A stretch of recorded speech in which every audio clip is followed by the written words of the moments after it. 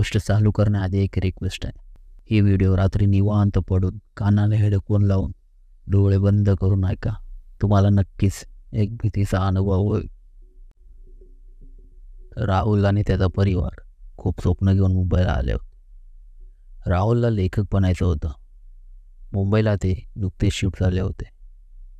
मुंबईमध्ये आणि त्या खोलीमध्ये राहुलची पहिलीच मकर संक्रांत. त्याची आई शेजाऱ्यांशी ओळख करावी म्हणून राहुलला घेऊन तिळगुळ वाटायला गेली.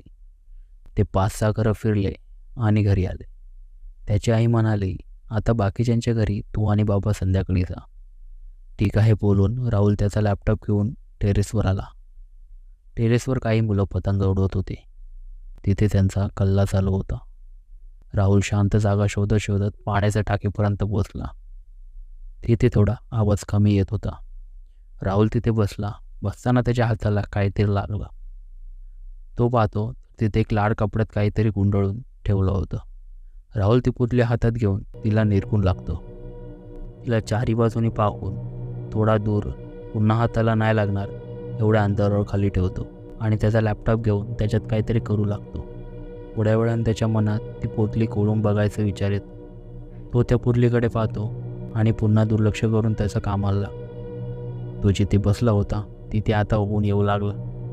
त्याच्या लॅपटॉपची स्क्रीन दिसेनाशी झाली होती. लॅपटॉप बाजूला ठेवून तिथून तो उठतो. उठताना परत त्याच्या हाताला ती पोतली लागते. आता त्याला राहत नाही. तो त्या पोतलीला उघडू लागतो. तो जसा पोतली खोलत होता त्याच्यातून राख पडत होती. राहुल ती पोतली पूर्ण खोलतो. त्याला त्याच्यात फक्त राख भेटते आणि त्या राखेत एक टाचणी टोचलेला लिंबू भेटतो. ते पाहून राहुल थोडा घाबरतो आणि हडबडीत ती पोतली पुन्हा बांधू लागतो. तो पोतळी बांधतो आणि थोडं पुढे जाऊन पूर्ण ताकद लावून ती पोतली तो लांब एका कचऱ्याच्या ढिगावर फेकतो आणि लॅपटॉप घ्यायला मागे वळतो. तो जसा मागे वळतो राहुल फ्रीज होऊन धपकन खाली पडला. बऱ्याच वेळाने तिथे खेळत असलेल्या मुलांपैकी एकाला राहुल पडलेला दिसतो. ते त्याच्या जवळ जाऊन त्याला उठवायचा प्रयत्न करतात. ते ओरडून पूर्ण सोसायटी गोळा करतात.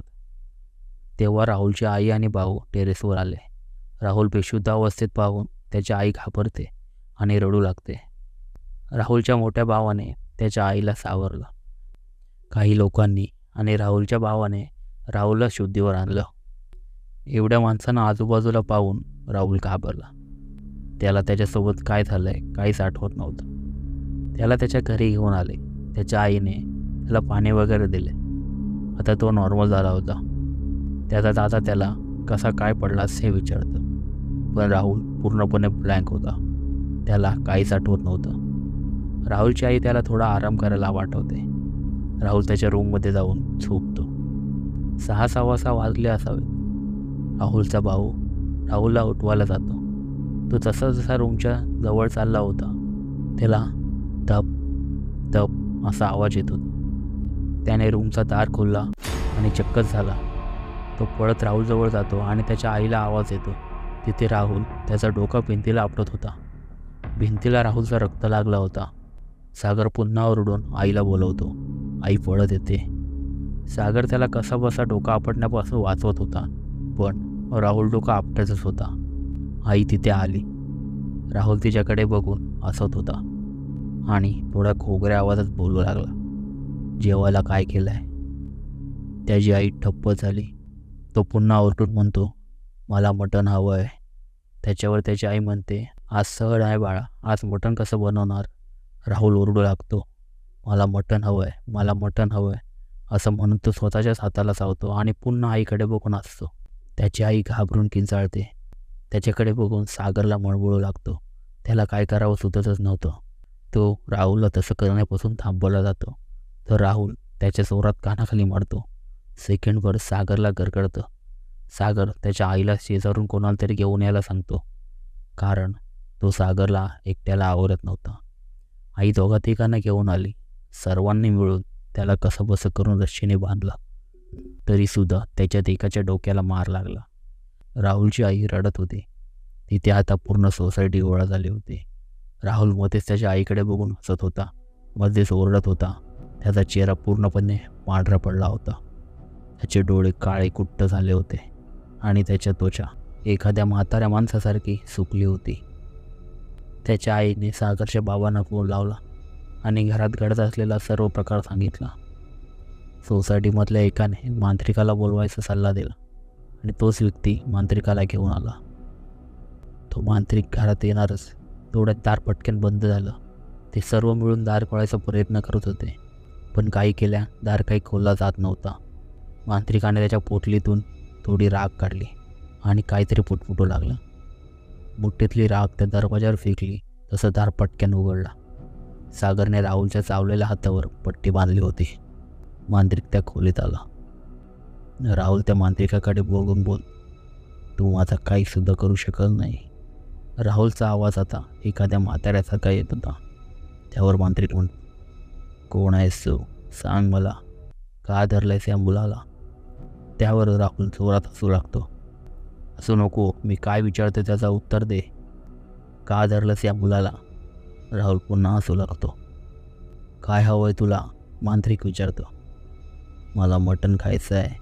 मला मटण खायला द्या, मी निघून जाईन. नाही भेटणार. कोण आहेस तू? सांग पहिले. माझ्या पोराला बोलवा, तो सांगेल तुम्हाला. राहुल म्हाताऱ्याच्या आवाजात बोलत होता. कोण आहेस तू? सांग पहिले. माझ्या पोराला बोलवा, तो सांगेल तुम्हाला. हे म्हणत असताना सोसायटीच्या लोकांना तो आवाज ओळखीचा वाटतो. पूर्ण सोसायटीमध्ये एकच बाजार होतो. तेव्हा तिथे एक माणूस येतो आणि राहुलच्या पायाजवळ येऊन रडू लागतो.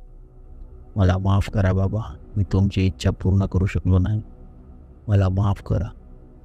मला समजलंच नाही तुम्हाला काय हवं आहे आणि मी त्या मांत्रिकाच्या नादी लागून तुम्हाला बांधून ठेवलं. हे सर्व ऐकून तिथे असलेल्या मांत्रिकाने सचिनला सर्व प्रकार काय आहे हे सांगायला सांगतो.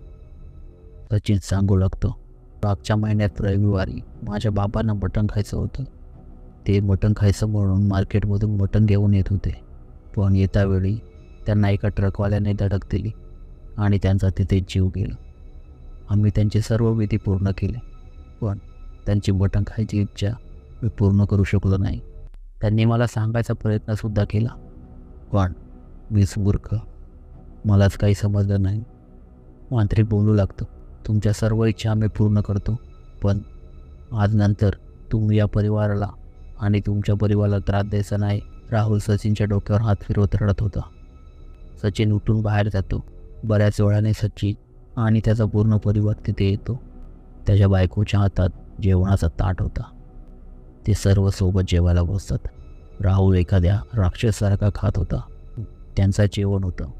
जेवता जेवता राहुल अचानक बेशुद्ध झाला आणि त्याला जेव्हा शुद्ध येते तेव्हा तो नॉर्मल असतो.